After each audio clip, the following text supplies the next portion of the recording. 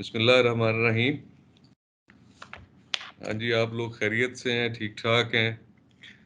आपके नाम तो मुझे नज़र आ रहे हैं अभी। बारी बारी आप सबसे हम तारुफ करते हैं।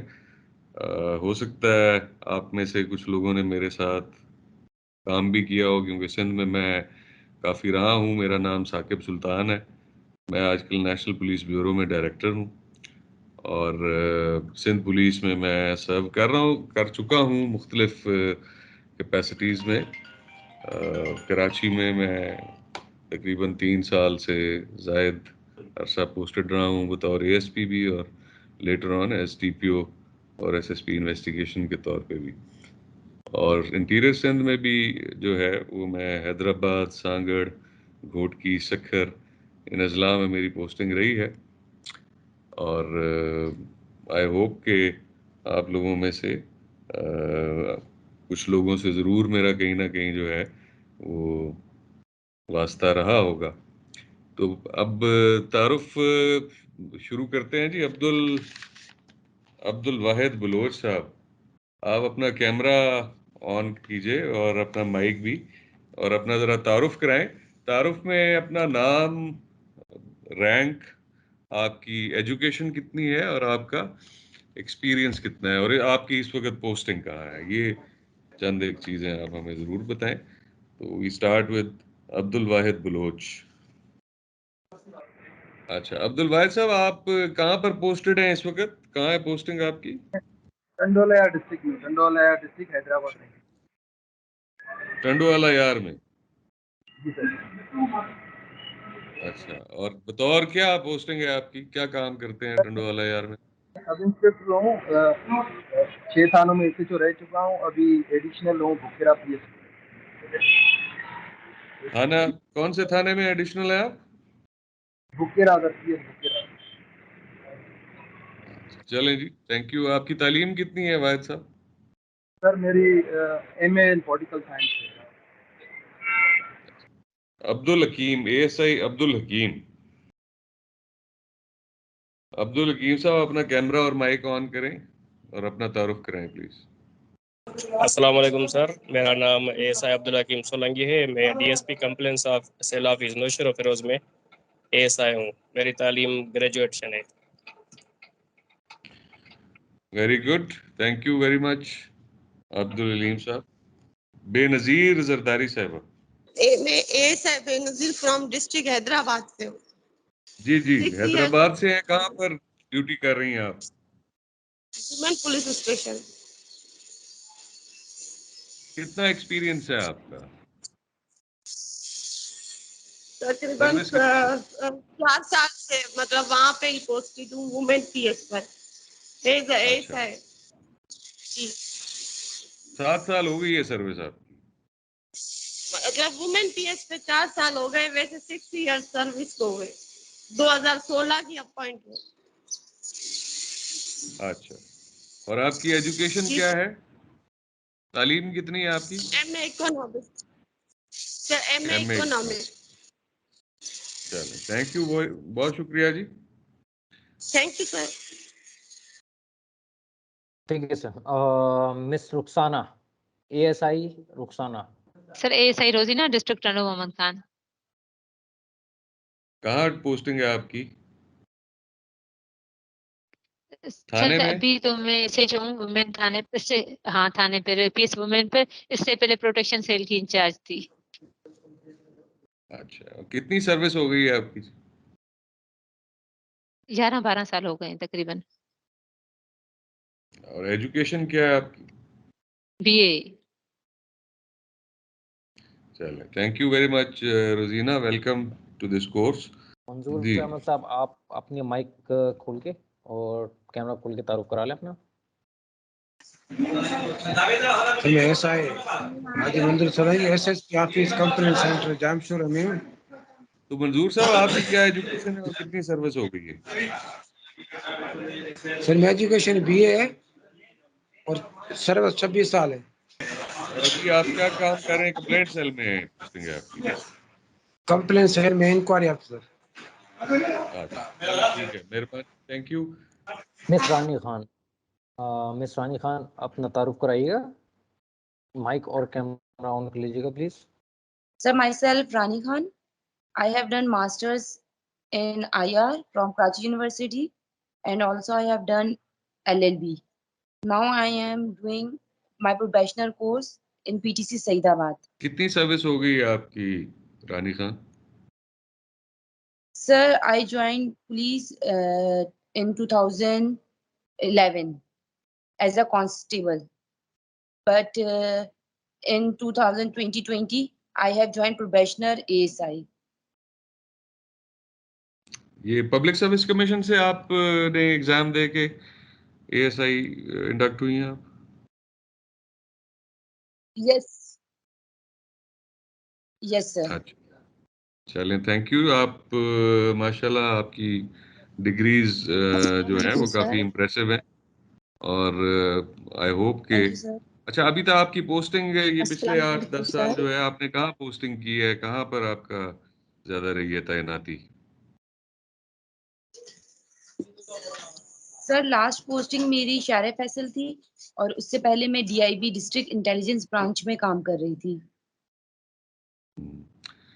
चलिए, थैंक यू। आजकल कराची में PTC सईदाबाद में आप कोर्स पे हैं ऐसे? जी वालेकुम सलाम। वालेकुम अस्सलाम, मिस रुखसाना। सर मैं ASI रुखसाना बात कर रही हूँ डिस्ट्रिक्ट टंडोलियार से। टंडोला यार से? जी सर, टंडोलियार से। कहाँ पोस्टिंग है आपकी जी? सर CRO बिनाच डिस्ट्रिक्ट टंडोलियार। और आपकी तालीम क्या है? सर्विस कितनी है? Sir BA। सर्विस कितनी हो गई है आपकी? कितने साल नौकरी कर ली है आपने? सर 2007 से अपॉइंटमेंट हूँ, लेकिन CRO बिनाच में 1.5 साल हुआ है मुझे। अच्छा, 2007 की अपॉइंटमेंट। ठीक है जी, थैंक यू, बहुत शुक्रिया रुखसाना। नेक्स्ट ऑफिसर को देख लेंगे। मिस्टर शकील प्लीज अपना माइक और कैमरा ऑन करके। अस्सलाम वालेकुम सर। जी वालेकुम sir, sub inspector Shakeel Hyderabad से ताल्लुक है मेरा sir. District intelligence branch Hyderabad में पोस्टेड हूँ। 20 साल सर्विस है सर और MA इकोनॉमिक्स किया हुआ है। हैदराबाद में इस वक्त? राइट जी sir. MA economics, thank you very much. क्या नाम बताया था? Shakeel sir? Shakeel sub inspector Shakeel. Ji sub inspector Shakeel, thank you, बहुत शुक्रिया, बहुत शुक्रिया। Next sub inspector Ali Hasan साहब। सर अस्सलाम वालेकुम। वालेकुम सलाम। Sub inspector Ali Hasan Sawant, district Ghotki sir. 30 साल सर्विस है, BA तालीम है सर। कितनी सर्विस हो गई तुम्हारी? 30 साल सर। 30 साल, अच्छा। अभी किधर पोस्टिंग है? अब ये sir DSP office Ghotki complaint cell में सर। अच्छा, कंप्लेंट सेल में। मेरे साथ काम किया है तुमने? जी सर, आप थे, मैं SHO खेजू था उसी टाइम सर। अस्सलाम वालेकुम, LSI फरहाना टंडोला यार। ठीक है जी, इसका आप माइक ऑफ कर दें इधर से। हमें पता चल गया जी टंडोला यार से जो लोग हैं। इसके अलावा और कोई रह गया ऑफिसर जिसका तारुफ नहीं हुआ? सर नजीबुल्लाह साहब हैं अभी। जी नजीबुल्लाह साहब, अपना तारुफ कराएं। अस्सलाम वालेकुम sir. Sub inspector Najibullah from Azizabad investigation police station sir. Sir I was pass BA from Karachi university and 20 years service. तो नजीबुल्लाह साहब, आप जो है वो अभी किधर पोस्टेड हैं और क्या कर रहे हैं आजकल? सर मैं as a sub inspector investigation officer PS Azizabad में तैनात हूँ सर। अजीजाबाद, ठीक। जी सर। ओके सर, एक ये मिस सना का जो इंट्रोडक्शन रह गया था मेरे ख्याल में। सना भी है, ये अपना तारुफ करा दें जी। सना। Sir, my name is Sana Kausar. I'm doing training at Shahid Hayat PTC Saidabad, and my qualification is MSc in Physiology, District Central. और 2020 में मैं अपॉइंट हुई हूँ और मैंने कंप्लेन सेल में और PS women and child PS में काम किया है, चाइल्ड प्रोटेक्शन सेल। अभी रैंक क्या है आपका? Sir ASI, probationer ASI. अच्छा, कौन से सन में अपॉइंटमेंट है आपकी? सर 2020। 2020। चलें ठीक है, थैंक यू सना। अभी हमारे साथ मेरा ख्याल है और भी हैं, कोई मुजाहिद अली साहब है शायद। सर अस्सलाम वालेकुम। वालेकुम अस्सलाम जी, मुजाहिद अली साहब। सर एएसआई मुजाहिद अली, पीएस शारा नूरजहां, डिस्ट्रिक्ट सेंट्रल कराची में पोस्टेड हूँ। 32 ईयर्स, 32 साल सर्विस हो चुकी है। हम अपनी सेशन का आगाज करते हैं आपसे। ओरिएंटेशन सेशन में आप लोगों से मुआज शाह साहब ने और जो दीगर हमारे एक्सपर्ट्स हैं उन्होंने बातचीत की होगी कि सारे कोर्स के हवाले से कि इसके मकासद क्या हैं और इसकी ज़रूरत क्या है और किस तरतीब से जो है इस कोर्स में हम आगे बढ़ेंगे। माशाल्लाह I am very happy to see कि बड़ा एजुकेटेड ग्रुप है। ज़्यादातर लोग जो हैं वो बीए और एमए डिग्री होल्डर्स हैं और मैं समझता हूँ कि इसको अगर हम बायलिंगुअल भी कर लें तो कोई हर्ज नहीं होगा। उर्दू में भी हम और इंग्लिश दोनों लैंग्वेजेस में हम बातचीत करेंगे, चीज़ें डिस्कस करेंगे। कुछ इंग्लिश में भी अगर स्लाइड्स दिखाई जाए तो कोई हर्ज नहीं है उसमें। तो एनीवे आज हमारा पहला दिन है, ये पहला मॉड्यूल हमारा इस कोर्स का जो है वो है मुज़ाकरात के बुनियादी असूल। इससे पहले हम बात करेंगे क्राइसिस की, यानी बहरान। एक चीज़ होते है बहरान या क्राइसिस जिसे कहते हैं। आप सब माशाल्लाह पढ़े लिखे लोग हैं। मैं चाहूँगा अगर आप में से कोई मुझे क्राइसिस की या बहरान की डेफिनेशन बताए। बहरान क्या होता है या क्राइसिस किसे कहते हैं? जी हाँ, अपना हैंड रेज करें, अपना उस पे कंप्यूटर पे हैंड रेज करें जो भी जवाब देना चाहता है। तो अयाज अली जमाली साहब ने हैंड रेज किया, अपना तारुफ भी करा दें। अयाज अली जमाली साहब और हमारे सवाल का जवाब भी दे दें। Jamali district Ghotki sir. Ayaz Jamali from district Ghotki. जी सर, जी सर। किधर पोस्टिंग है आपकी? Sir national action plan branch है, माना कि ह्यूमन राइट्स सेल के अंदर। डीपीओ ऑफिस में आप काम कर रहे हो? जी सर, जी सर। अच्छा, कितनी सर्विस हो गई है आपकी? सर 18 साल। 18। एजुकेशन तालीम क्या है आपकी? सर मास्टर्स इन आईआर और LLB. Masters in IR, very good, शाबाश। और जिस सर। वक्त मैं घोटकी में था आप थे डीपीओ ऑफिस में उस वक्त? सर बिल्कुल, लाइट इंचार्ज थे। चलें ठीक है जी। तो वेलकम टू दिस कोर्स। हम बात कर रहे थे कि क्राइसिस क्या होता है। बेसिकली इस कोर्स का टाइटल है क्राइसिस नेगोशिएशन, यानी बहरान के दौरान मुज़ाकरात। तो किसी भी क्राइसिस को, किसी भी बहरान को हल करने के लिए, उसका सलूशन ढूंढने के लिए जो नेगोशिएशन या मुज़ाकरात किए जाते हैं, ये बुनियादी तौर पे हमारे इस कोर्स का टॉपिक है। और उसका जो पहला मॉड्यूल है वो है मुज़ाकरात के बुनियादी असूल। अब हम शुरू यहाँ से कर रहे हैं कि क्राइसिस या बहरान किसे कहा जाता है। आप बताएं जमाली साहब, क्राइसिस क्या होता है, बहरान क्या होता है जी? सर क्राइसिस कोई भी इशू हो कुछ पार्टीज के दरमियान या कुछ स्टेट्स के दरमियान जिसका पीसफुली कोई रेजोल्यूशन निकालना, उसको बोलते हैं नेगोशिएशन करना। दो पार्टीज के दरमियान, दो स्टेट्स के दरमियान। चलिए ठीक है, आप बताएं शकील साहब, आप बताएं बहरान या क्राइसिस किसे कहते हैं? जी सर, कोई ऐसी सिचुएशन जिसमें सर कोई वाज़ेह हल, कोई तयशुदा रास्ता नजर ना आ रहा हो सर, वो फिर बहरानी कैफियत की तरफ ले जाता है। बिल्कुल, बहरान मतलब ऐसी कैफियत है कि जिसमें हालात जो है वो आम सतह से उठकर एक क्राइसिस या बहरान की तरफ चले जाएं जिसका बज़ाहिर कोई सादा हल नजर ना आ रहा हो। बिल्कुल ठीक है। और भी सना आप बताएं, आप कि क्राइसिस क्या होता है? जी, क्राइसिस की बहुत सारी डेफिनेशंस हो सकती हैं बहरान की। आप बताएं आपके ख्याल में क्या है क्राइसिस? सर क्राइसिस बेसिकली होता है कि किसी भी चीज की इनसफिशिएंट होना। इनसफिशिएंट होना। जी सर, इनसफिशिएंट होना। अगर उनकी जो है वो डिमांड, आपकी आवाज आनी मुझे बंद हो गई है चूंकि, इसलिए मैं इनसे कहूंगा, अब्दुल वाहिद बलोच से कहूंगा कि वो हमसे बात करें, क्राइसिस की हमें डेफिनेशन बताएं जी। सर कोई ऐसा काम, कोई सी मूवमेंट जो पीस से वायलेशन की तरफ जाए, उसको क्राइसिस कहते हैं।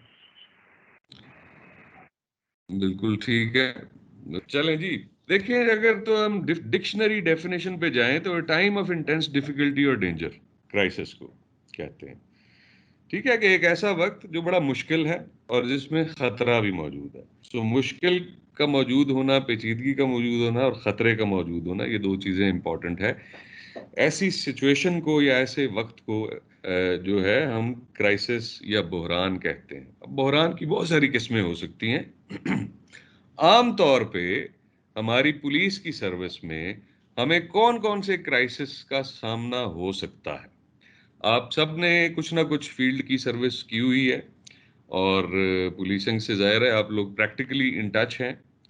तो मैं ये जानना चाहूँगा, आप कोई ज़हन में मिसाल सोचें कि क्राइसिस या बहरान की कौन कौन सी मिसालें हो सकती हैं पुलिस वर्क के अंदर, जिनसे हमें हैंडल करना पड़ता है।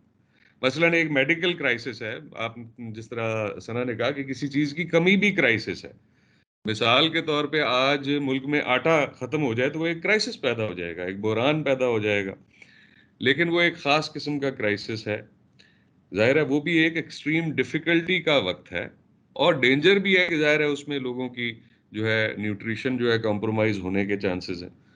इसी तरह एक मेडिकल इमरजेंसी है या मेडिकल क्राइसिस है, एक हॉस्पिटल के अंदर एक क्राइसिस आ जाता है, मेडिसिन खत्म हो जाती हैं या मरीजों को बत्ती चली जाती है और वो जो वेंटिलेटर्स पे मरीज हैं वो अचानक उनकी जान को खतरा लाक हो जाता है।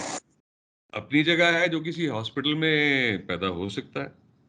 इसी तरह हमें पुलिस की नौकरी में किस किस किस्म की बहरानी कैफियत या क्राइसिस सिचुएशंस का सामना हो सकता है, वो आप मुझे कोई मिसाल दें। अपना जो भी मिसाल देना चाहे आप में से, अपना हैंड रेज करें प्लीज। आपने हैंड रेज किया है, आप बताइए शकील साहब, आप बोलो। हाँ जी सर, 2007 दिसंबर जब बेनजीर साहिबा की शहादत हुई सर, 2010 जब जी सुपर फ्लड आया सर, और अभी कोविड चल रहा था रिसेंटली सर, तो ये सारी टर्म्स क्राइसिस में ही आती हैं। बिल्कुल, कोविड भी एक क्राइसिस है, सही। और कोई मिसाल कोई कोई देना चाहे आप में से? अब्दुल वाहिद बलोच साहब। कोई भी अनएम्प्लॉयमेंट पे या जो है महंगाई पे कोई भी प्रोटेस्ट हो जाता है, पब्लिक रोडों पे निकल आती है, तो ये भी एक किस्म का क्राइसिस है जो पुलिस के लिए काफ़ी चैलेंजेबल है। उनको जो रिमूव करना है या उनसे नेगोशिएट करना, ये भी एक फॉर्म ऑफ क्राइसिस है मेरे ख्याल में। बिल्कुल ऐसे ही है, बिल्कुल। ये धरना यानी सिट इन जिसे कहते हैं हम, कि कोई रोड ब्लॉक कर दिया जाए या किसी रास्ते को बंद कर दिया जाए एहतजाज के तौर पे, वो भी एक क्राइसिस की मिसाल है, एक किस्म है। और कोई मिसाल दें जी। जी शकील सर साहब, कल जो आपने होने जा दोबारा रहा है हैंड सर, रेज किया। जी जी सर, मैं कहा कल जो होने जा रहा है सर मुल्क में, कल जो सर जी मुल्क में होने बिल्कुल, जा रहा है सर। एब्सोल्युटली एब्सोल्युटली, कल जो होने जा रहा है पूरे मुल्क में ही एक्चुअली और इस्लामाबाद में ही, ये सबसे बड़ी एक मिसाल है क्राइसिस की। लेकिन अभी तक वो क्राइसिस बना नहीं है, अभी तक वो क्राइसिस नहीं है। ये याद रखें कि अभी तो उसकी जैसे एक कॉल है, तैयारी है, और अगर एक पीसफुल प्रोसेशन जो है वो पूरे पाकिस्तान में निकलता है और इस्लामाबाद भी पहुंचता है और पीसफुली वापस चला जाता है, तो उसको हम शायद क्राइसिस नहीं कहेंगे। क्राइसिस ये कब बनेगा?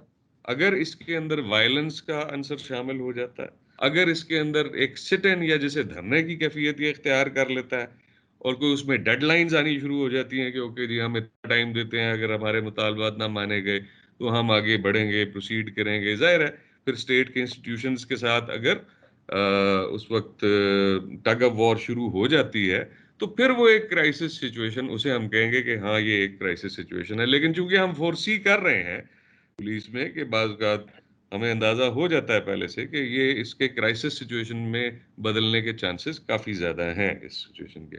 और कोई एग्जांपल दें जी? ये तो हो गया धरना, सिट इन। और किस किस्म का क्राइसिस हो सकता है जी? कोई एक बड़ा अहम किस्म का क्राइसिस है जो अभी तक किसी ने जिसकी कोई मिसाल नहीं दी है, जो सिंध में तो बड़ा कॉमन है। सिंध के अंदर एक बड़ा कॉमन क्राइम है, वो भी एक क्राइसिस या बुरान क्रिएट कर देता है। अयाज अली जमाली, आप बात करें। सर, हॉस्टेज की recovery sir, kidnapping for ransom में how to recover safe. Very good, शाबाश शाबाश। देखें, बड़ा कॉमन है हॉस्टेज, किडनैपिंग फॉर रैंसम। अगर ये बहुत बड़ा क्राइसिस होता है हमारे लिए, पुलिस के लिए, जब कोई बंदा अगवा हो जाता है, और वो ताबान के लिए खास तौर पे, तो उस वक्त फिर एक क्राइसिस सिचुएशन या एक बहरानी कैफियत, क्योंकि एक मुश्किल और ख़तरनाक वक्त जो है वो शुरू हो जाता है, मगवी के लिए भी, उसकी फैमिली के लिए भी, और जाहिर है पुलिस की कारकर्दगी के हवाले से भी 100 सवाल उठते हैं। तो वो एक ख़ास टाइम के अंदर हमारी कोशिश होती है कि उसको हम मैनेज करें और उस क्राइसिस से बाहर आएँ। सना, आप ने हैंड रेज किया, आप बात करें। सर, मैं रागी बोलना चाह रही थी। सर, मैं ये बोलना चाह रही थी कि समटाइम्स जो है वो हमें फोर्स का जो है वो क्राइसिस का सामना करना पड़ता है, shortage of force. Sir, at the time of need force shortage हो जाती है कि कभी कभार हंगामी सूरत हाल हो और शॉर्टेज हो जाए हमारे पास फोर्स की, मतलब एम्प्लॉयज की कहीं नीड हो। सही, इंटरनल क्राइसिस हो जाता है जी। ठीक है, ये भी बात ठीक है आपकी कि इंटरनल जो है शॉर्टेज रिसोर्सेज, उससे भी क्राइसिस क्रिएट होता है। लेकिन इस वक्त हमारा टारगेट जो है, जो इस कोर्स का टारगेट है, वो क्राइसिस है या वो बहरान है जो बेसिकली हमें हमारी ड्यूटी के दौरान, लॉ एंड ऑर्डर मेंटेन करने के दौरान जो है वो फेस करना पड़ता है। मैंने कहा जैसे क्राइसिस की तो बहुत सारी किस्में हैं। अभी ये पेट्रोल खत्म हो जाएगा तो भी एक क्राइसिस है, ये मुल्क के लिए एक क्राइसिस है। लेकिन हमारा जो टॉपिक है क्राइसिस नेगोशिएशन, वो किस किस्म के क्राइसिस से रिलेटेड है? वो है जो हमारे दौरान ड्यूटी जिस किस्म के इंसिडेंट्स और बहरान से हमें हमारा वास्ता पड़ता है। उसमें हमने मिसालें अभी सुनी भी कि जैसे सिट इन है, धरना है, किडनैपिंग फॉर रैंसम है। अयाज जमाली, आप कोई और बात करना चाहते हैं तो आप करें। तो हम आगे चलते हैं जी कि एक बड़ा अहम क्राइसिस की जो सिचुएशन है वो है हॉस्टेज सिचुएशन, जिसमें कि किडनैप कर लिया जाता है किसी शख्स को, या तो रैंसम के लिए या किसी और मकसद के भी किया जा सकता है। उसमें डोमेस्टिक वायलेंस भी हो सकती है, जैसे कोई शख्स अपने घर वालों को या अपने किसी करीबी अजीज रिश्तेदार को हॉस्टेज बना लेता है कोई खास मकसद हासिल करने के लिए। और उसमें एक और भी मिसाल दी जा सकती है। ये ऐसा ही फरहाना मंजूर, आप अपना माइक जरा बंद कर लें क्योंकि उससे डिस्टरबेंस हो रही है। अगर आप कोई बात करना चाहती हैं तो हैंड रेज करें, आपका बारी आने पे आपको बात करने का मौका दिया जाएगा। जी, तो एक बड़ी अहम किस्म, एक अहम क्राइसिस की या बहरान की जो सूरत है या मिसाल है, वो है दहशतगर्दी। कि ख़ास तौर पे दहशतगर्दी करने वाले जो ग्रुप्स हैं, अगर वो किसी को हॉस्टेज बना लेते हैं। बम ब्लास्ट करना तो एक क्राइसिस एक और तरीके से है। ज़ाहिर है बम ब्लास्ट के बाद तो मुज़ाकरात नहीं किए जा सकते, लेकिन दहशतगर्द तंजीमें या सेमी दहशतगर्द तंजीमें जो सियासी बुनियादों पर ये कार्रवाइयाँ करती हैं, उनमें ये भी एक ट्रेंड होता है। हम सब जानते हैं कि वो बाज़-औक़ात किसी बिल्डिंग को हॉस्टेज बना लेते हैं, जैसे कराची स्टॉक एक्सचेंज आपके सामने है। लेकिन वो उन्होंने तो हॉस्टेज बनाने की बजाय उसको एक्चुअली उड़ाने का, तबाह करने का सारा प्लान था। लेकिन ऐसी सिचुएशंस भी होती हैं कि जिसमें वो किसी बिल्डिंग को यरगमाल बना लेते हैं या कुछ लोगों को यरगमाल बना लेते हैं। जिस तरह एक आप लोगों को याद होगा कि एक हमारी स्टूडेंट्स की स्कूल की बस जो है एक दहशतगर्द तंजीम ने एक दफ़ा हॉस्टेज बना ली थी, और फिर उस वक्त के हमारे जो वज़ीर दाखिला थे उन्होंने जाके वो सारी नेगोशिएशंस जो है अपनी निगरानी में करवाई और वो फिर सारा उस क्राइसिस का सलूशन तलाश किया गया। और इस तरह की भी आपने दुनिया में, सिर्फ यही नहीं बल्कि पूरी दुनिया में सिचुएशंस देखी होंगी जहां पर सियासी मकासद के लिए या किसी मजहबी मकासद के लिए जो दहशतगर्द तंजीमें हैं वो लोगों को हॉस्टेज बना लेती हैं और फिर अपने मुतालबात पेश करती हैं। तो ऐसी ये जो सिचुएशंस हैं इनके लिए हमें, हमारे पास सबसे बड़ा टूल क्या होता है? जब ऐसी कोई सिचुएशन क्रिएट हो जाए, मसलन कोई धरना है, सिट इन हो जाए, रोड ब्लॉक हो जाए और कई घंटे तक ब्लॉक रहे, आप लोगों में से कई लोगों ने कई दफा रोड खाली कराया होगा। रोड ब्लॉक वेरी कॉमन है हमारे मुल्क में, खासतौर पे सिंध में बड़ा कॉमन है, हाईवे ब्लॉक कर देते हैं।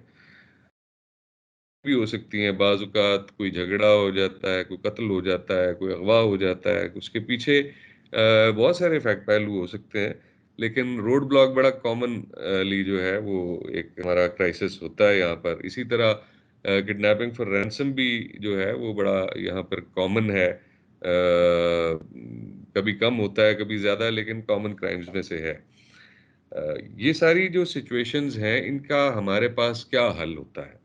हमारे पास दो हल होते हैं इसके। एक हल यूज ऑफ फोर्स, एक हल है यूज ऑफ फोर्स और दूसरा हल है मुज़ाकरात। आम तौर पे ऐसी सिचुएशन में हम यूज ऑफ फोर्स नहीं करते क्योंकि इसमें जान का खतरा होता है। खास तौर पे जो चार्ज्ड क्राउड होता है, अगर वो कोई सिट इन है या धरना है या जुलूस है या लॉन्ग मार्च है, चार्ज्ड क्राउड पे नॉर्मली पुलिस जो है वो यूज ऑफ फोर्स नहीं करती क्योंकि उसमें हमारे सब्जेक्ट की जान को भी खतरा होता है, पुलिस की को भी जानो माल का खतरा होता है, और अगर कोई उसमें कोई विक्टिम है या कोई यरगमाल है उस सारी सिचुएशन में तो उसकी जान को भी खतरा होता है। तो हमारी जो पहली प्रायोरिटी होती है वो बुनियादी तौर पे विक्टिम की और हमारे सब्जेक्ट की और पुलिस की जान की हिफाजत होती है। तो हमारा जो पहला असूल होता है किसी भी क्राइसिस को हैंडल करने का, किसी भी सिचुएशन ऐसी बहरानी कैफियत को हैंडल करने का, वो पहला असूल ये है कि हमने जान की हिफाजत करनी है। तो चूंकि जान की हिफाजत हमारी टॉप प्रायोरिटी होती है, इसलिए हम यूज ऑफ फोर्स हम तब तक नहीं करते जब तक कि जान की हिफाजत के लिए वो जरूरी ना हो जाए। उस वक्त तक हम मुज़ाकरात से काम लेते हैं और मुज़ाकरात के जरिए हम वो मसला या क्राइसिस उसको हल करने की कोशिश करते हैं। इसलिए ये बहुत ज़रूरी है कि हमें मुज़ाकरात के बुनियादी असूलों का अच्छी तरह से पता हो। देखें, एक बड़ी इंपॉर्टेंट बात है, ये सारी चीज़ें शायद आपने प्रैक्टिकली ऑन ग्राउंड फील्ड में की होंगी जो हम अभी पढ़ने जा रहे हैं या जिस पे हम डिस्कशंस करेंगे, लेकिन असल फ़र्क ये है कि अगर आपने एक सिचुएशन के बारे में पहले पढ़ा है, अच्छी तरह रिसर्च की है, समझा है, उसके बारे में जो बेस्ट प्रैक्टिसेस हैं, इंटरनेशनल बेस्ट प्रैक्टिसेस, उनके बारे में आपको पता है उनका, और फिर आपने उनकी प्रैक्टिस भी की हुई है, तो फिर आप इस सिचुएशन में हैं कि किसी ऐसी क्राइसिस सिचुएशन को हैंडल कर सकें।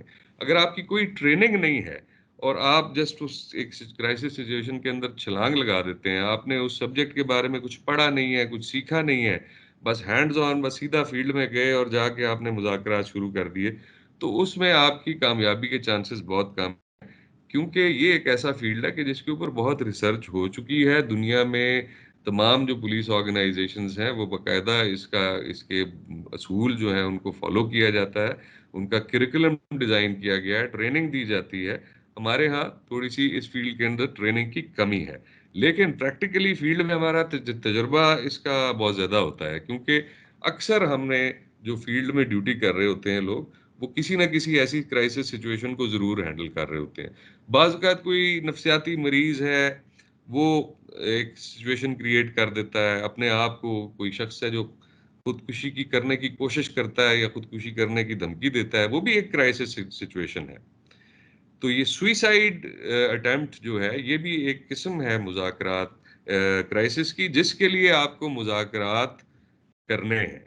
ज़ाहिर है एक शख्स जो अपने आप को या किसी दूसरे शख्स को मारने की धमकी दे रहा है, और उसका कोई मकसद पैसे लेना या और नहीं है, बल्कि वो शायद अपनी ज़िंदगी से तंग है या उस शख्स से बदला लेना चाह रहा है या उसका और कोई जज्बाती मकसद है। तो अब ऐसे शख्स से भी आप जो है वो मुज़ाकरात के ज़रिए, नेगोशिएशन के ज़रिए इस मसले को हल करेंगे। स्ट्रेट वे आप यूज़ ऑफ पावर नहीं कर सकते, वरना वो अपने आप को या किसी को नुकसान पहुँचा सकता है। तो देयरफॉर हम ये सारी तमहीद इसलिए बांधी कि आपको ये अंदाज़ा हो जाए कि ये क्यों ज़रूरी है कि आपको मुज़ाकरात के बुनियादी असूलों का पता हो। क्योंकि अगर आपने इस पे लिखा पढ़ा नहीं होगा, रिसर्च नहीं की होगी, प्रैक्टिस नहीं की होगी, तो फील्ड में फिर आपके चांसेस इसके सक्सेस के बहुत कम हो जाएंगे। अगर आपको पता होगा कि ख़ास सिचुएशन में किस तरह से आपने ऑपरेट करना, किस तरह से बिहेव करना है, किस तरह से मुज़ाकरात को कंडक्ट करना है, किस तरह आपने सिचुएशन की असेसमेंट करनी है और मुज़ाकरात करते हुए कौन-कौन सी चीज़ें आपके ज़हन में होनी चाहिए, तो तभी आप जो है कामयाब मुज़ाकरात जो हैं उनकी तरफ बढ़ सकेंगे। तो मेरा सवाल है, आप में से कोई भी जवाब दे सकता है अभी तक जो हमने बातचीत की है। सवाल बड़ा सीधा है कि हमारे क्यों ज़रूरी है कि हमें मुज़ाकरात के फ़न का इल्म हो या हमें मुज़ाकरात का फ़न आता हो या उसके बुनियादी असूलों का पता हो। इसका कौन जवाब देगा जी? अभी मैंने ये सारी बात आपसे की है। हैंड रेज़ कर सकते हैं अपना, जो भी। कि मुज़ाकरात का फ़न सीखना क्यों ज़रूरी है? नेगोशिएशन का आर्ट आना क्यों ज़रूरी है? शकील साहब बात करें जी। जी सर, ताकि हम मतलूबा नताइज कामयाबी से हासिल कर सकें और किसी किस्म के गैर ज़रूरी नुकसान से बच सकें। बिल्कुल ठीक है। सना आप बात करें। Sir, मैं रानी Khan. Sir, table talk is very best option for any argument or any critical situation. अगर कोई भी ऐसी सिचुएशन हो जाती है तो सबसे पहले अगर आपकी स्पीकिंग पावर अच्छी, कम्युनिकेशन स्किल अच्छी है, तो वो मामला जो बिगड़ सकते हैं उनको पहले ही स्टेज पर आप उनको रोक सकते हैं। अगर आपकी कम्युनिकेशन स्किल अच्छी नहीं है तो बनते हुए मामला भी बिगड़ सकते हैं और फिर वही आखिर में आपको यूज ऑफ तक आना पड़ता है। लेकिन अगर अच्छी कम्युनिकेशन स्किल्स आपके पास मौजूद है बिल्कुल ठीक। तो उसकी नौबत नहीं आती और अच्छे से मामला निपट जाते हैं और दोनों तरफ से मामला सुलझ सकते हैं। Thank you very much. अब एक अगला सवाल है कि मुज़ाकरात के अलावा दूसरी चॉइस हमारे पास क्या है? दूसरी ऑप्शन क्या होती है एक मसले का या क्राइसिस का हल निकालने का? एक हल तो ये है कि मुज़ाकरात किए जाएं, नेगोशिएट किया जाए। उसका दूसरा हल क्या है और वो हल कब इस्तेमाल करना चाहिए? ये कोई सवाल, इसका कौन जवाब देगा जी? हैंड रेज करें। कोई मुझे ये बताए ना। अली हसन, सब इंस्पेक्टर अली हसन साहब, किसी भी क्राइसिस का। सर कोशिश करेंगे, अगर नहीं बनते हैं तो उनको फोर्स के जरिए उसको जो है ना उसका मसला हल करना है, प्रेशर के जरिए। ठीक है, शाबाश। कि फोर्स के आखिरी आपके पास हल होता है यूज ऑफ फोर्स, लेकिन वो कब इस्तेमाल करना चाहिए? फोर्स कब इस्तेमाल करनी चाहिए? जब अगर दोनों पार्टी नहीं बनती है तो उसके बाद वो करना चाहिए। ये भी इम्पोर्टेंट है, लेकिन सबसे इम्पोर्टेंट ये है कि जब आपको यकीन हो कि आप कोई जानी नुकसान हुए बगैर आप यूज ऑफ फोर्स करके सिचुएशन कंट्रोल कर लेंगे। ये पहली बात है कि आपने सबसे पहले जो अपना ज़हन में असूल रखना है बुनियादी, कि जान का नुकसान नहीं होने देना। आप उस वक्त यूज ऑफ फोर्स करते हैं जब आपको यकीन हो जाए कि हाँ, अब इस सिचुएशन में अगर हम एक्शन लेंगे, यूज ऑफ फोर्स करेंगे, तो कोई जानी नुकसान नहीं होगा। या एक बहुत एक्सट्रीम सिचुएशन में, ये दूसरी भी एक और सिचुएशन भी है, एक इंतहाई एक्सट्रीम सिचुएशन में हमारे पास दो चॉइसेस होती हैं। एक ये चॉइस कि हम यूज ऑफ फोर्स अगर नहीं करते तो उस सूरत में ज्यादा जानी नुकसान होगा, और अगर यूज ऑफ फोर्स हम करते हैं तो उस सूरत में कम जानी नुकसान होगा। ये सिर्फ दो सिचुएशंस ऐसी हैं जिसमें हम यूज ऑफ फोर्स करते हैं। पहली सिचुएशन आपको बता दी कि जब आपको यकीन हो जाए कि कोई जानी नुकसान नहीं होगा, फिर आप यूज ऑफ फोर्स करते हैं। दूसरी सिचुएशन ये कि जब आपको यकीन हो जाएगा कि ये अगर आपने यूज ऑफ फोर्स ना की तो ज्यादा जानी नुकसान हो जाएगा। तो फिर आप कम जानी नुकसान को जो है वो एक्सेप्ट कर लेते हैं, तस्लीम करते हुए यूज ऑफ फोर्स करते हैं। लेकिन उसका भी एक पूरा प्रॉपर प्रोसीजर है, उसके प्रॉपर असूल हैं, रहनुमा असूल हैं कि कब आपने यूज ऑफ फोर्स करना है, कैसे करना है, और उसका यूज ऑफ फोर्स के तरीकाकार क्या होने चाहिए, उसके असूल क्या होने चाहिए, वो एक अलग पूरा सब्जेक्ट है। हम फिलहाल अपना फोकस रखते हैं मुज़ाकरात के ऊपर। नेक्स्ट स्लाइड पे चलें जी। ये आपको कुछ तस्वीर नजर आ रही हैं, इसमें आप इनको जस्ट गौर से देखें कि ये कुछ क्राइसिस सिचुएशंस हैं। आपको अपने राइट मोस्ट कॉर्नर पे ऊपर अपर राइट कॉर्नर पे जरा अभी पिछली तस्वीर वाली उस पे ही चले जाएं, इनको थोड़ा सा just to give them an idea. Already इनको पता तो है ही कि जिस तरह ये दो तस्वीरों में आप देख रहे हैं कि हॉस्टेज बने हुए हैं लोग, इसी तरह एक सिचुएशन में बैरिकेड है, यानी उन्होंने पुलिस ने पूरे इलाके को कार्डन किया हुआ है। इसी तरह एक तस्वीर के अंदर ये खातून है जो किसी बिल्डिंग की बिल्कुल एज पे बैठी हुई है, यानी यहाँ से इसको जान का खतरा है कि शायद ये यहाँ से छलांग लगाना चाहती है और एक पुलिस अफसर उसको कन्विंस कर। ये कुछ मिसालें हैं क्राइसिस सिचुएशंस की। आगे जाके हम ये जानने की कोशिश करते हैं कि दो तरह की क्राइसिस सिचुएशंस होती हैं, दो तरह के इंसिडेंट्स होते हैं या बहरानी। नेक्स्ट स्लाइड पे चलें जी। एक हम कहते हैं इजहार करने वाला या एक्सप्रेसिव इंसिडेंट, और दूसरा इंस्ट्रूमेंटल या आलाकार। इसमें आप लोग जो इंग्लिश के साथ कंफर्टेबल हैं तो वो अपने नोट्स भी जरूर लेते जाएं साथ साथ आप लोग, कि वो इसको एक्सप्रेसिव कह सकते हैं यानी इजहार करने वाला, और दूसरा इंस्ट्रूमेंटल। ये दो तरह के वाकयात या इंसिडेंट्स होते हैं क्राइसिस इंसिडेंट्स। जो पहला है, यानी हम पहले एक्सप्रेसिव की बात करते हैं, ये किसी भी जज्बे के इजहार के लिए हो सकता है, या अपने आप को जिसे कह लें कि तबाह करने के लिए, डिस्ट्रॉय करने के लिए हो सकता है। इसका कोई वाज़ेह मकसद नहीं होता और इसमें कोई बुनियादी मुतालबा भी नहीं होता, और बाज़ औक़ात ये आप यानी दगाबाजी यानी डॉज कर रहे होते हैं दूसरे लोगों को। एक्चुअली वो क्राइसिस सिचुएशन ऐसे नहीं होता, वो ड्रामेबाजी हो रही होती है। ये आखिरी कैटेगरी में आता है, यानी ये सारे एक्सप्रेसिव हैं। और आलाकार वाले इंसिडेंट्स कौन कौन से हैं? वो होते हैं जो सबसे पहले अकली हो, यानी प्लानिंग, उसके अंदर कोई प्लानिंग शामिल हो, यानी ऑल ऑफ अ सडन अचानक वो कहीं से क्राइसिस नहीं पैदा हो जाता, बल्कि उसके पीछे एक प्लानिंग होती है, उसके पीछे कोई मकसद होता है, उसके पीछे कोई मुतालबा होता है।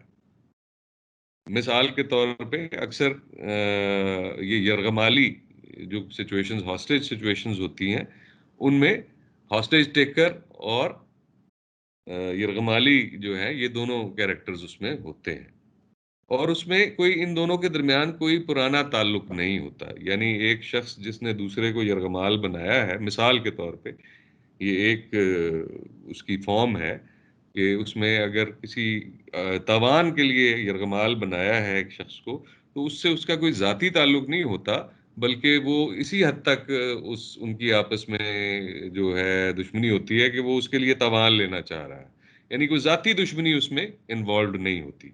जबकि जो एक्सप्रेसिव इंसिडेंट्स हैं, इजहार करने वाले, उसमें अगर कोई शख्स किसी दूसरे शख्स को हॉस्टेज बनाता है, तो उसका मकसद भी उस शख्स को जो है वो खराब करना है, उस शख्स को दुख और तकलीफ पहुंचाना है, या हो सकता है उस शख्स को कत्ल करना शामिल हो सकता है वो कोई बदला लेना चाह रहा हो शख्स, हो सकता है उसके पीछे कोई और उसका कोई जज्बाती मकसद हो। अमूमन ये जो इश्क मोहब्बत के मामलात हैं, इसमें भी लोग एक दूसरे की जान ले लेते हैं, एक दूसरे को यरगमाल भी बना लेते हैं, तो वो कि एक जज्बाती और हिजानी कैफियत के तहत ये सारा काम जो है वो होता है। तो इन दोनों ये अच्छी तरह समझ लें, ये बुनियादी जो डिफरेंस है कि दो तरह के इंसिडेंट होते हैं, एक एक्सप्रेसिव और दूसरे इंस्ट्रूमेंटल।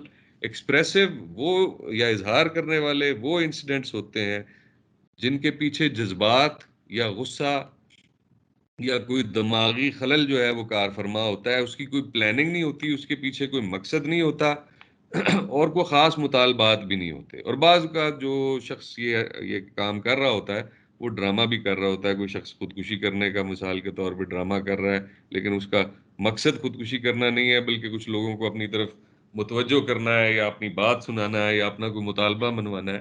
तो ये भी एक किस्म हो सकती है। लेकिन इसमें ज़्यादातर वाक़यात ऐसे होते हैं कि जिसमें क्लैश के चांसेस होते हैं, और जिसमें जेन्युइनली लोग जो है वो जज्बात में या गुस्से में होते हैं, और वो एक एबनॉर्मल स्टेट ऑफ माइंड में फंक्शन कर रहे होते हैं, यानी नॉर्मल स्टेट ऑफ माइंड में फंक्शन नहीं कर रहे होते। जबकि दूसरी तरफ जो इंस्ट्रूमेंटल इंसिडेंट्स होते हैं, उनके पीछे प्रॉपर प्लानिंग होती है, उसके पीछे प्रॉपर मकसद होता है, और जो उसमें सब्जेक्ट और विक्टिम है, उन दोनों के दरमियान कोई पर्सनल ताल्लुक भी नहीं होता आपस में, और किसी गुस्से या जज्बात का चूंकि अमल दखल नहीं होता, तो इसलिए उसमें वो एक नॉर्मल तरीके से बिहेव कर रहे होते हैं जो सब्जेक्ट्स हैं, यानी जो मुल्जमान हैं, जो इस काम को करने वाले हैं। अब मैं आप लोगों से ये जानना चाहूँगा, सवाल मेरा ये होगा कि मुझे कोई एक एग्जांपल दें, एक एक्सप्रेसिव इंसिडेंट की एग्जांपल और एक इंस्ट्रूमेंटल इंसिडेंट की। पहली एग्जांपल मैं आपको खुद देता हूँ, इसके बाद बाकी एग्जांपल्स आप लोग देंगे। तो मिसाल के तौर पे इजहार करने वाला या एक्सप्रेसिव जो इंसिडेंट है, उसमें एक मिसाल जो है वो ये है कि अगर कोई शख्स अपने घर वालों को हॉस्टेज बना लेता है, तो ये एक एक्सप्रेसिव इंसिडेंट है, और उसका दिमाग जो है वो खराब है, उसे कोई दिमागी खलल है। ऐसे इंसिडेंट्स हमने खुद हैंडल भी किए हैं। सखर में मैं था, तो उस वक्त एक शख्स ने अपनी फैमिली को जो है वो चाकू की नोक पे उसने हॉस्टेज बना लिया, और उसका दिमाग थोड़ा सा एबनॉर्मल था। उसको दौरा पड़ा, तो उसने अपने घर वालों को हॉस्टेज बना लिया, और सारे लोग मोहल्ले वाले सब परेशान थे कि ये उनको नुकसान पहुंचाएगा। तो खैर उसको हमने फिर जो है वो काफ़ी इंगेज किया, और उसकी तवज्जो हटाई उनसे। काफ़ी घंटे लगे हमें उसको मैनेज करने में। फाइनली उस बंदे को हमने पकड़ लिया, लेकिन उसका कोई मुतालबा या कोई ख़ास मकसद नहीं था।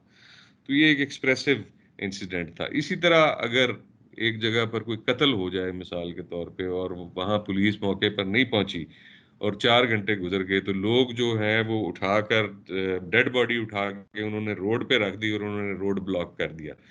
ये कि पुलिस ने आके ना हमारी खबर ली, ना कोई कार्रवाई की। तो ये भी एक एक्सप्रेसिव या इजहार करने वाला इंसिडेंट है। इसके पीछे कोई प्लानिंग नहीं है लंबी चौड़ी।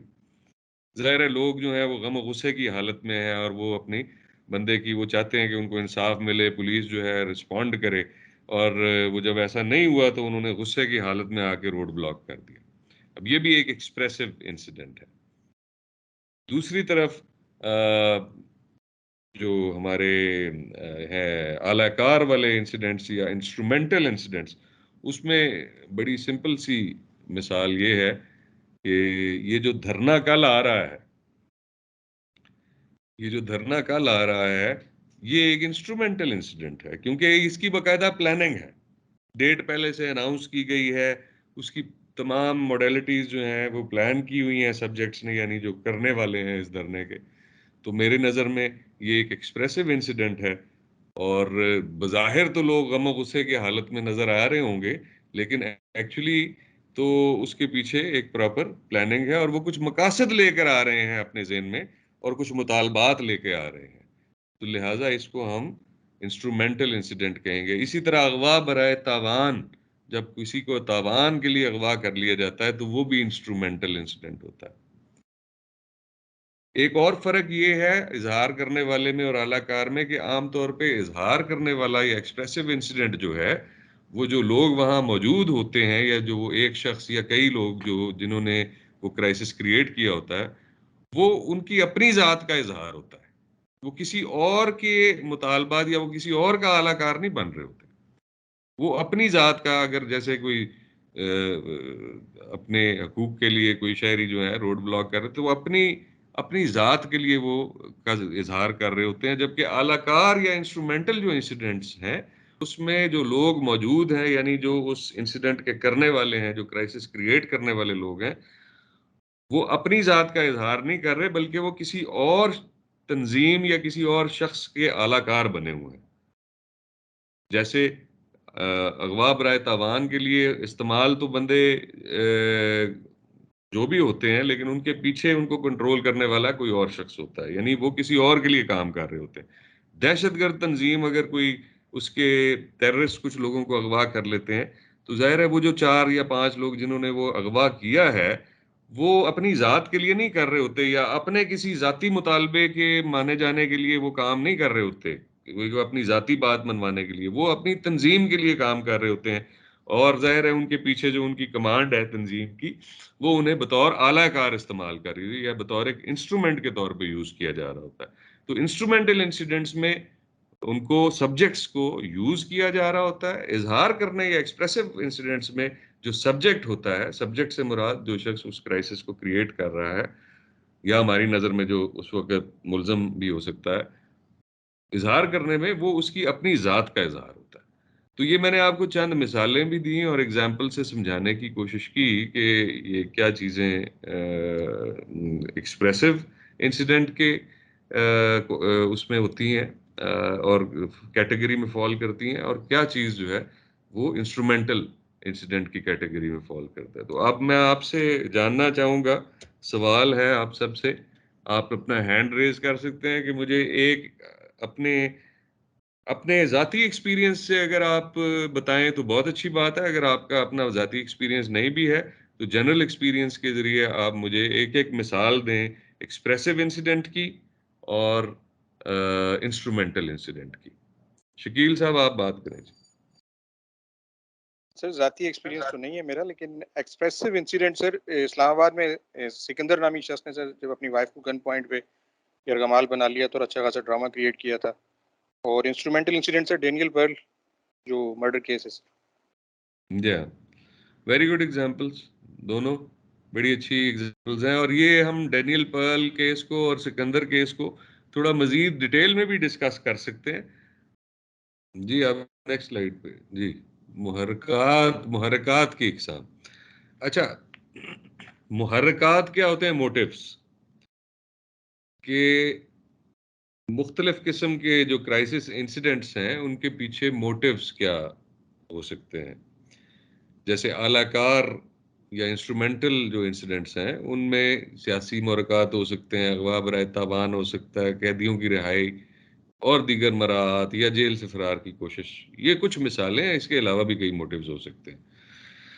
जबकि इजहार करने वाले में ऑलरेडी जैसे आपको मैं बता भी चुका हूं कि एहतजाज, मुजाहरा या खुदकुशी की कोशिश, ज़हनी बीमारी, घरेलू तशद्दुद, ये सब अक़दाम खुदकुशी, ये तमाम इसके पीछे मोटिव्स हो सकते हैं।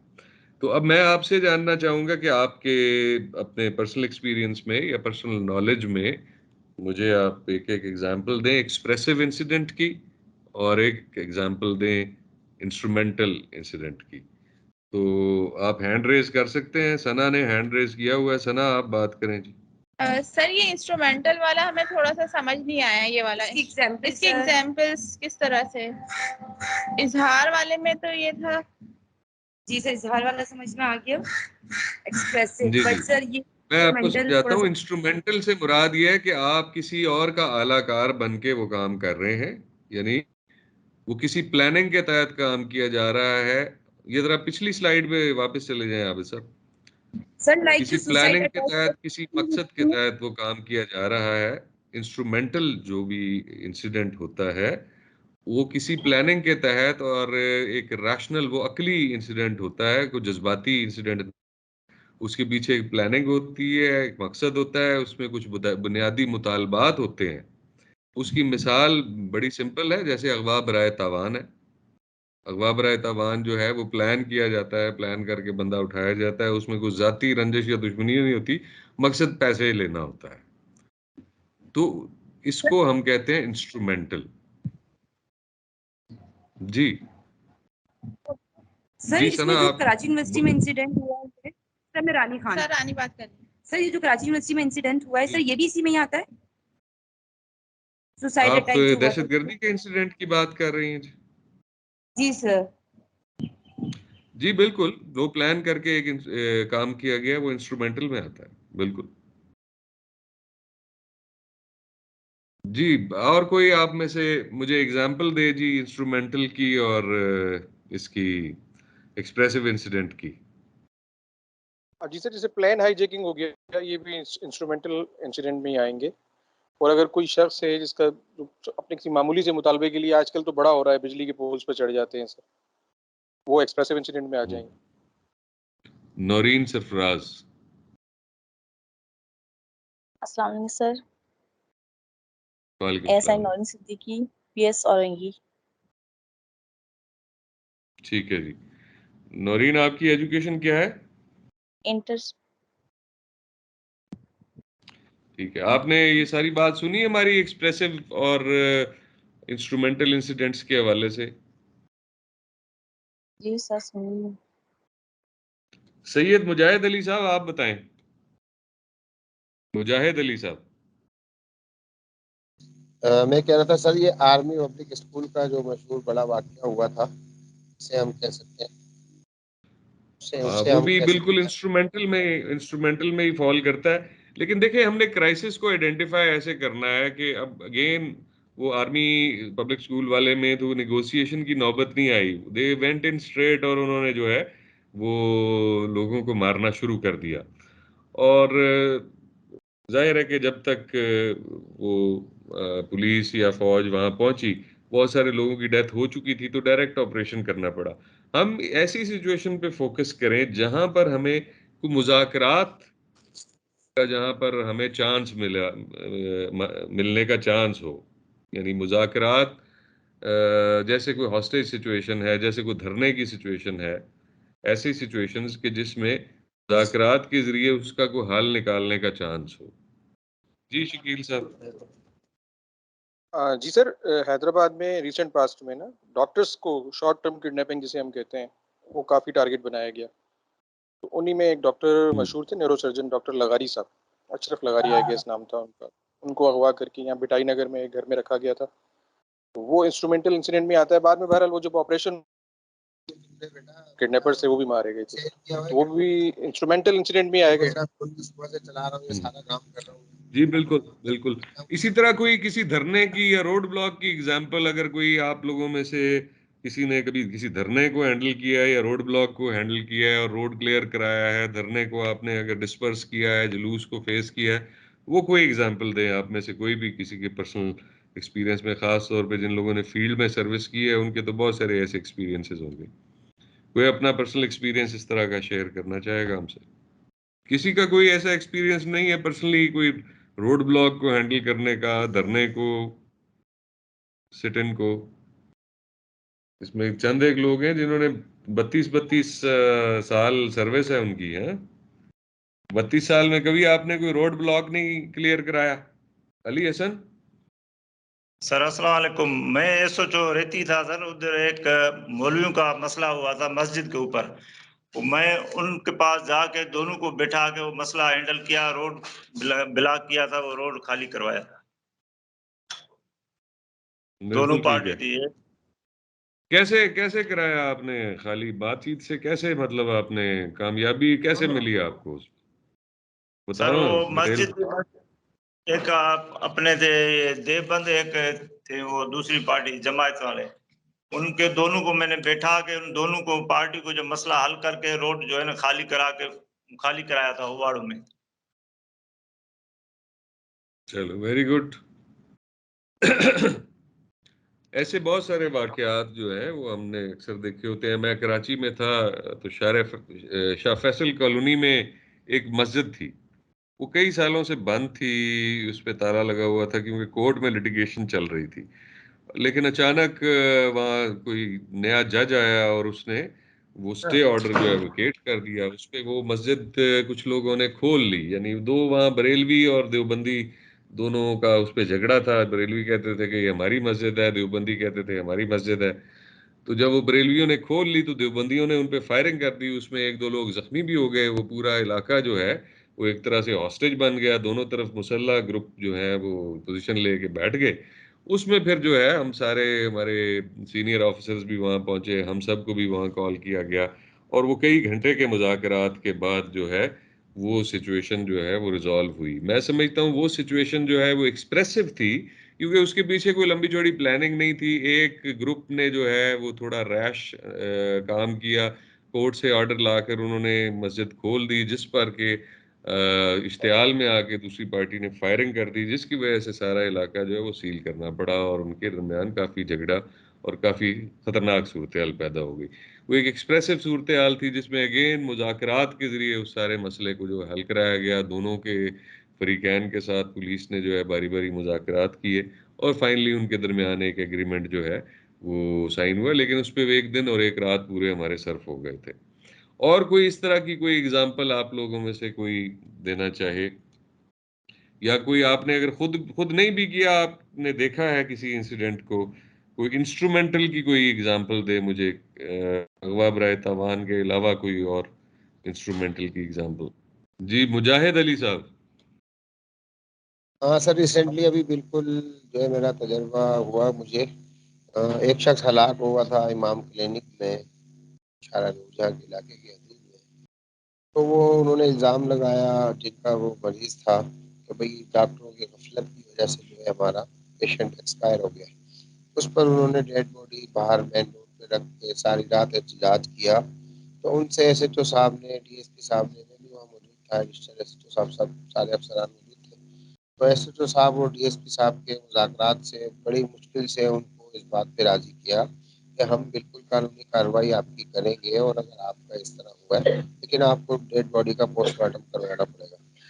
तो सारी रात मतलब लगी उनसे, तकरीबन 4-5 घंटे मुज़ाकरात करने के बाद फिर उनको एसएचओ साहब, डीएसपी साहब सबकी बात समझ में आई और वो पोस्टमार्टम कराने के लिए राज़ी हुए।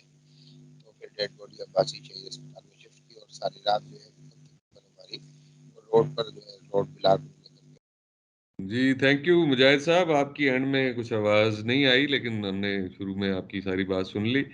तो ये देखिए, ये तमाम इंसिडेंट्स जो हैं आप लोगों ने अगर खुद नहीं भी हैंडल किए तो आपने किसी ना किसी को हैंडल करते देखा होगा, आपने सुना होगा, पढ़ा होगा।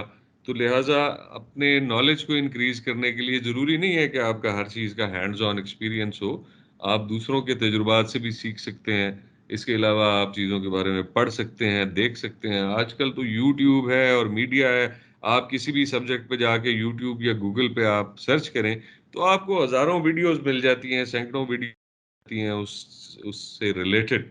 तो ज़रूर आप लोग देखा करें इवन मीडिया के ऊपर जो ऐसे केसेस होते हैं, ताकि उससे लर्निंग होती है, आपको अंदाज़ा होता है कि किस सिचुएशन में किस तरह से जो है बिहेव करना चाहिए, किस सिचुएशन में क्या टेक्निक जो है वो ज़्यादा बेहतर तौर पे कारगर साबित होती है। नेक्स्ट स्लाइड पे जाइएगा आप सर।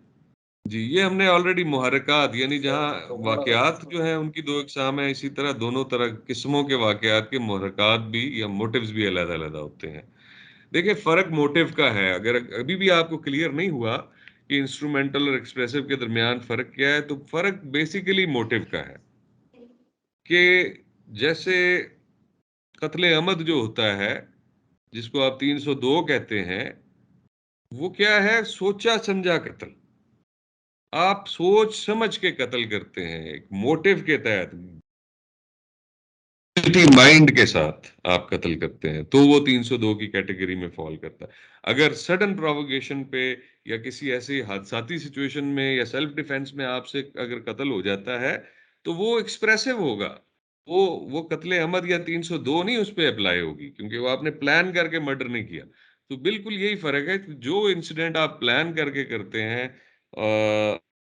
गिल्टी माइंड होता है, प्लानिंग होती है और वो ठंडे दिमाग से आप करते हैं काम, तो वो इंस्ट्रूमेंटल है। और जो अचानक किसी इश्तिआल पे या गुस्से में या जज्बात के तहत जो काम करते हैं, वो एक्सप्रेसिव होते हैं। Next slide. तशखीस या असेसमेंट का जो प्रोसेस है वो क्या है? ये बड़ा ज़रूरी है कि जब आप किसी ऐसी सिचुएशन पर मौके पे पहुंचते हैं, आम तौर पे ऐसे किसी भी क्राइसिस सिचुएशन जो है, उस पे सबसे पहले मौके का अफ़सर जो है, वो ड्यूटी अफ़सर जो होता है या जो मोबाइल अफ़सर है या बीट अफ़सर, वो पहुंचता है। वो अपने मुतलका इंचार्ज को बताता है कि यहाँ पर ये सिचुएशन है, और वो उस एक सिचुएशन का नक्शा खींचता है और एक असेसमेंट भी उसको करके देता है कि उसके ख़्याल में उसकी क्या असेसमेंट है कि इस सिचुएशन के अंदर कितना खतरा है या कितना खतरा नहीं है। फिर जाहिर है कि उसका जो मुतलका जो कमांडर है, एसएचओ, वो मौके पे पहुंचता है और वो फिर अपनी असेसमेंट करता है और फिर वो अपने हाई-अप्स को इन्फॉर्म करता है कि जो हम असेसमेंट करेंगे सिचुएशन की, उसी के मुताबिक हम अपना लाए-अमल भी, एक्शन का लाए-अमल भी तैयार करेंगे। तो एक्शन का लाए-अमल या मुज़ाकरात का लाए-अमल तैयार करने के लिए सबसे पहले ज़रूरी है तशख़ीस या असेसमेंट कि क्या वो फ़र्द यरग़माल है या शिकार है। यानी विक्टिम, हॉस्टेज और विक्टिम, ये 2 जो टर्म्स हैं, इनको ज़हन में रखें कि एक यरग़माल है जो कि हॉस्टेज है और विक्टिम क्या है? वो शिकार है। मिसाल के तौर पे अगर किसी शख्स को तावान के लिए अगवा किया गया है तो वो यरग़माल है और उससे कोई दुश्मनी नहीं है। उसका ज़ाहिर है, ये अक्सर अगवाकार जो है, हमारा भी तजुर्बा है कि वो उसके साथ ज़्यादा कोई बदसलूकी नहीं करते हैं। उसको खाना-वाना भी देते हैं, उसको नहला भी देते हैं और भी, यानी कि उसको कोई ख़ास जिस्मानी नुकसान नहीं पहुँचाते। क्योंकि मकसद उनका उस बंदे को ज़िंदा सलामत वापस भेज के उसके बदले में पैसे लेना होता है। तो इसलिए वो यरग़माल है, वो विक्टिम नहीं है। विक्टिम वो शख्स होता है कि जिस जिस शख्स के साथ अगवाकार का कोई ज़ाती रंजिश या उनाद हो। अगर एक शख्स ने ख़ानदानी दुश्मनी के लिए या किसी रिश्ते के तनाज़े में या किसी ऐसे मामले में किसी को अगवा कर लिया है, तो वो उस पे तशद्दुद भी करेगा। हो सकता है उसका मकसद उसको जिस्मानी नुकसान पहुँचाना और हो सकता है उसकी जान लेना उसका मकसद हो। उसका मकसद पैसे लेना ना हो, लेकिन उसने उसको इसलिए हॉस्टेज बनाया है कि उससे वो उसको नुकसान पहुँचा सके, उसको ज़रर दे सके, तकलीफ़ दे सके, अज़ियत दे सके और कुछ सूरतों में ये कि उसको जान से भी मार दे। तो वो फिर उस सिचुएशन में एक विक्टिम है। ये दोनों का फ़र्क जानना क्यों ज़रूरी है? इसलिए कि जो यरग़माल की सिचुएशन है या हॉस्टेज सिचुएशन, उसमें जान का खतरा कम है। लेकिन जो विक्टिम सिचुएशन है, जिसमें किसी को ज़ाती दुश्मनी या गुस्से या अनाद के तहत वो बनाया गया है, अगवा किया गया है, तो उसमें उसकी जान को ज़्यादा खतरा है क्योंकि ये अमल किसी गुस्से और जज़्बे के तहत किया गया। तो लिहाज़ा जब आप असेसमेंट करते हैं, तो असेसमेंट किस चीज़ की? सबसे पहली असेसमेंट ये होती है कि इसमें विक्टिम की या हॉस्टेज की लाइफ़ को कितना खतरा है।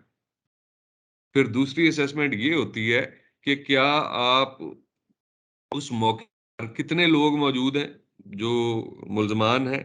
उनके पास किस तरह का असला है, किस तरह की बिल्डिंग के अंदर है, उनके पास कितनी आड़ मौजूद है, कितनी उनके पास जो है रिसोर्सेज़ क्या हैं, उनकी सप्लाई लाइन कहाँ से आ रही है, इर्द-गिर्द कौन-कौन से लोग रहते हैं, घर हैं इर्द-गिर्द या दुकानें हैं या मैदान है, ये सारी जो है ये असेसमेंट की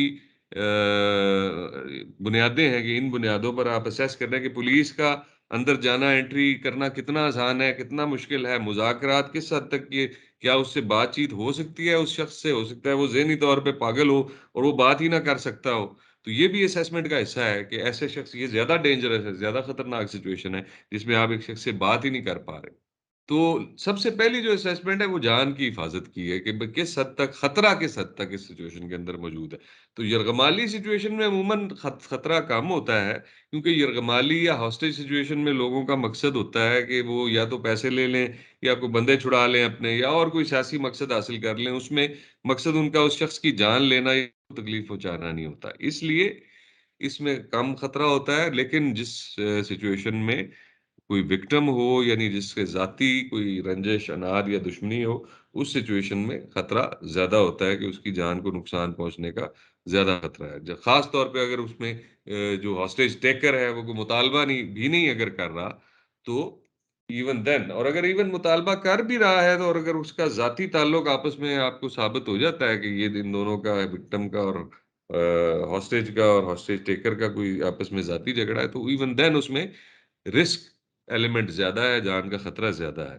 hostage for use as leverage to achieve demands, बाज़ औक़ात हॉस्टेज को सिर्फ़ अपनी डिमांड्स के लिए यूज़ किया जा रहा होता है, और as victim and focus of emotions and aggression.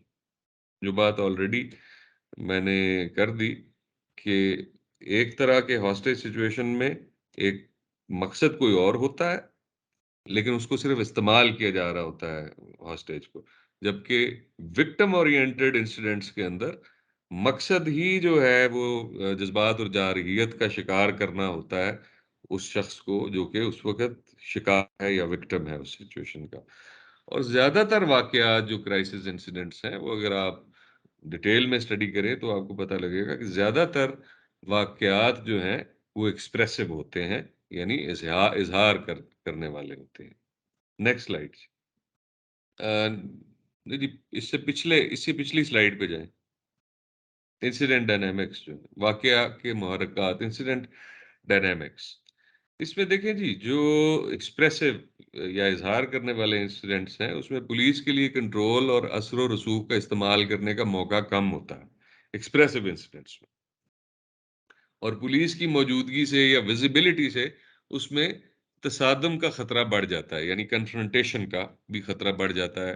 खास तौर पे अगर एक चार्ज्ड क्राउड है जो किसी वजह वजह से एजिटेटेड है और वो ऑलरेडी इस मूड में है कि उनके साथ लड़ाई झगड़ा हो, तो अगर पुलिस भी उतनी ही एग्रेसिवली सामने आएगी तो उसमें चांसेस इस बात के हैं कि इनका आपस में झगड़ा हो जाएगा, और उसमें पुलिस को अपना कंट्रोल और असर इस्तेमाल करने का मौका कम मिलता है। जबकि जो दूसरे इंस्ट्रूमेंटल टाइप के इंसिडेंट्स होते हैं उनमें पुलिस के लिए वाकये को कंट्रोल करने और इसके रवैये पर असरअंदाज होने का मौका ज्यादा होता है, क्योंकि जो शख्स भी आलाकार या इंस्ट्रूमेंटल इंसिडेंट का मूजद या खालिक होता है वो अमूमन एक ठंडे दिमाग से सोच समझ के वो काम कर रहा होता है। वो एक जज्बात या गुस्से की हालत में नहीं होता, उसके साथ उसको ज्यादा आसानी से कंटेन भी किया जा सकता है और उसे ज्यादा आसानी से निगोशिएशन में एंगेज भी किया जा सकता है, क्योंकि वो ये काम कर ही इसलिए रहा है कि वो कोई और मकसद हासिल करना चाहता है, और वो मकसद तभी उसे हासिल होगा जब वो इसके लिए मुज़ाकरात करेगा। इस सिचुएशन में जो यानी इंस्ट्रूमेंटल सिचुएशन, आलाकार वाली सिचुएशन है, उसमें पुलिस की मौजूदगी और विजिबिलिटी और हमारे जो बैरिकेड्स हैं वो उसमें ज्यादा हमारे लिए फायदेमंद साबित हो सकते हैं। यानी मुल्जमान को अगर नजर आ रहा है कि पुलिस पूरी तरह मौजूद भी है और तैयार भी है, तो वो उसमें पुलिस के सक्सेस के चांसेस ज्यादा हैं, क्योंकि वो उससे अंडर प्रेशर आएंगे। लेकिन अगर एक चार्ज्ड क्राउड है और वो अपने सामने पुलिस को देखते हैं और गुस्से में जज्बात में भरा हुआ क्राउड है, तो ज्यादा चांसेस इस बात के हैं कि उनका क्लैश पुलिस से हो जाएगा। जबकि इंस्ट्रूमेंटल इंसिडेंट्स में अगर वो पुलिस को देखते हैं तो उससे उन पे पुलिस का खौफ तारी होगा और वो कोशिश करेंगे कि उनका पुलिस के साथ मुकाबला ना हो।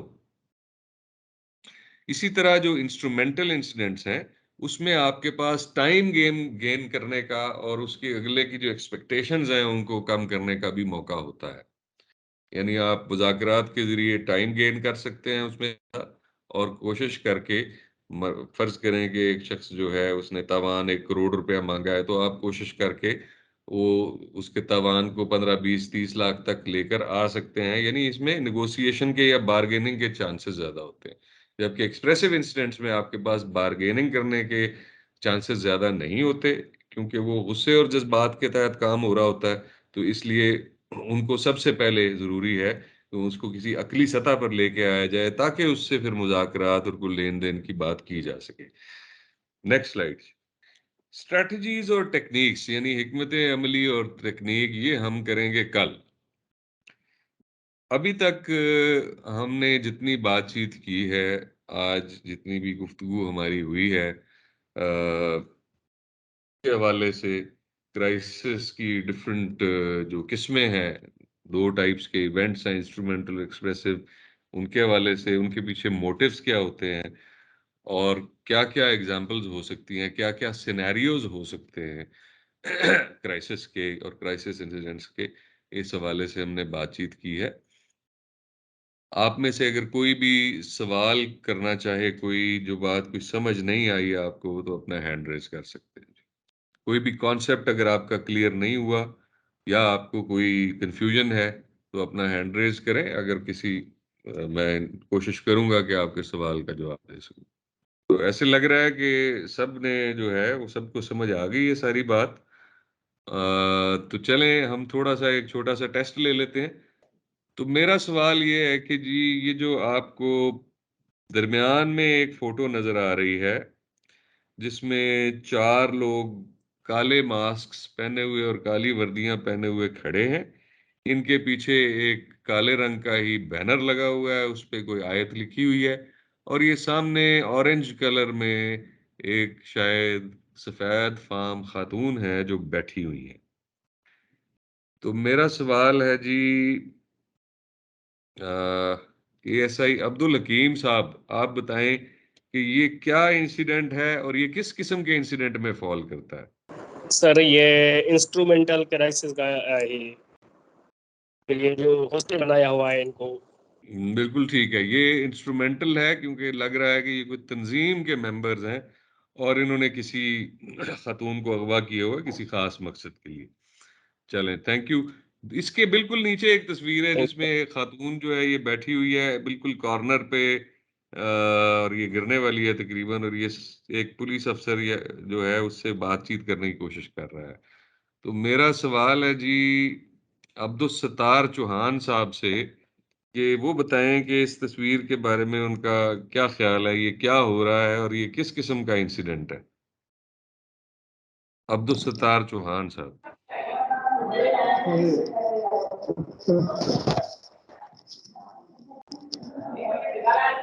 इस तस्वीर में जो है इजहार करने वाला है में आती है कि इसका कोई पीछे मकसद नहीं है। जी जी जी, इसका कोई मकसद नहीं है, सिर्फ ये हरास कर रही है। हाँ, वो लग रहा है जैसे ज़हनी तौर पे ये खातून जो है ये डिस्टर्ब्ड है और शायद ये खुदकुशी की धमकी दे रही है या यहाँ से छलांग लगाना चाहती है, और वो पुलिस वाला उससे बातचीत करके उसे कन्विंस करने की कोशिश कर रहा है कि वो ऐसा ना करे। तो आई थिंक मोर और लेस जो है हम लोगों को आज ये आइडिया हो गया कि क्राइसिस सिचुएशन किसे कहते हैं और कितनी किस्म के क्राइसिस होते हैं, और हमारी प्रैक्टिकल पुलिस लाइफ के अंदर हमें कौन कौन सी सिचुएशंस जो है उनका सामना करना पड़ सकता है, जिसमें मेजर सिचुएशंस यही है कि हमें धरना है, सिट इन है, किडनैपिंग है, हॉस्टेज सिचुएशंस हैं, सुइसाइड अटेम्प्ट्स हैं। ये सारी वो सिचुएशंस हैं कि जिसको पुलिस अपने डे टू डे लाइफ के अंदर हमें हैंडल करने की ज़रूरत पेश आती है। बाज़-औक़ात वो डोमेस्टिक वायलेंस की वजह से भी जो है वो ऐसी सिचुएशन क्रिएट हो जाती है, तो हमें डे टू डे लाइफ में मुज़ाकरात का सहारा लेना पड़ता है ऐसी सिचुएशंस को हल करने के लिए। और जो भी शख्स फील्ड में किसी भी शहर में है उसको ऐसी सिचुएशन जो है वो बहुत दफ़ा उसका सामना होता है, क्योंकि मुख्तलिफ रिलीजियस ग्रुप्स होते हैं, मुख्तलिफ सियासी ग्रुप्स होते हैं हर शहर के अंदर। इसी तरह लोगों के मुख्तलिफ ऑर्गेनाइजेशंस या यूनियंस वगैरह बनी होती हैं, इत्तेहाद बने होते हैं। वो सब उन लोगों के हुकूक के लिए अपने तौर पे, या जहाँ कहीं मज़दूर या लेबर यूनियंस हैं, वो भी अपने मज़दूरों के हुकूक के लिए जो है वो हमा वक्त तैयार रहते हैं। तो ऐसी किसी सिचुएशन में रोड ब्लॉक, धरना, सिट इन, मार्च, ये सारी घेराव, ये वो सिचुएशंस हैं जिनका हमें सामना हो सकता है। बाज़ औक़ात ऐसी सिचुएशंस भी हमने देखी हैं कि थाने का घेराव कर लिया गया। मैं इधर सखर में था जी, एएसपी था उस वक़्त, और हमारे डीपीओ साहब शब्बीर शेख साहब थे, वो उन दिनों में कोर्स पे गए हुए थे, नीपा कोर्स पे। तो मेरे पास डीपीओ का चार्ज था बतौर एएसपी सिटी के। तो वहाँ एक दिन एक सियासी जमात ने जुलूस निकाला और उन्होंने तोड़-फोड़ की शहर में। हमने उन पे एक्शन किया, लाठीचार्ज किया और वो जुलूस हमने डिस्पर्स कर दिया, और उनके वो 8-10 जो बंदे थे, वो पकड़ के हम ए सेक्शन थाने में ले आए। और थोड़ी देर में वो जमात जो थी उन्होंने दोबारा अपने वर्कर्स को इकट्ठा किया और उन्होंने थाने का घेराव कर लिया, ए सेक्शन थाने का घेराव हो गया। वहाँ एएसपी साहब थे उस वक़्त, अतर साहब, उन्होंने मुझे इत्तला दी कि इस तरह से जो है कोई इनके 200-250 वर्कर्स ने थाने का घेराव किया और उनके मुतालबात हैं कि हमारे लोगों को छोड़ा जाए। तो खैर उस सिचुएशन में फिर हमने उनके साथ मुज़ाकरात किए। नेचुरली उन पे उस वक़्त जो है वो लाठीचार्ज करना वो मुनासिब नहीं था, क्योंकि वो अभी तक कोई तोड़-फोड़ नहीं कर रहे थे, सिर्फ़ अपने मुतालबात मनवाना चाहते थे। और चूँकि इलाका भी आपको पता है ए सेक्शन का और बी सेक्शन का ये सारा गुंजान आबाद है, तो लिहाज़ा वहाँ पर कोई इस तरह का आँसू गैस या इस किस्म का ऑपरेशन करना भी उस वक़्त एडवाइज़ेबल नहीं था। तो लिहाज़ा हमने मुज़ाकरात के ज़रिए उनसे लेन-देन की, बार्गेनिंग की, उनसे फिर हमने लिखवाई, गारंटीज़ लीं, और उसके बाद हमने उनके जो है चंद लोगों को रिहा कर दिया और कुछ जो चंद एक लोग थे उनको 2-4 दिन और हमने डिटेन रखा। तो ये मुख्तलिफ सिचुएशंस जो हैं हम ऑफ एंड ऑन हमारे करियर में आपको डील करनी पड़ेंगी। और इसमें सबसे इम्पोर्टेंट बात ये है कि पहली बात ये कि आप मुज़ाकरात के और क्राइसिस रेज़ोल्यूशन के बुनियादी उसूलों के बारे में पढ़ें, सीखें और उसकी प्रैक्टिस भी करें।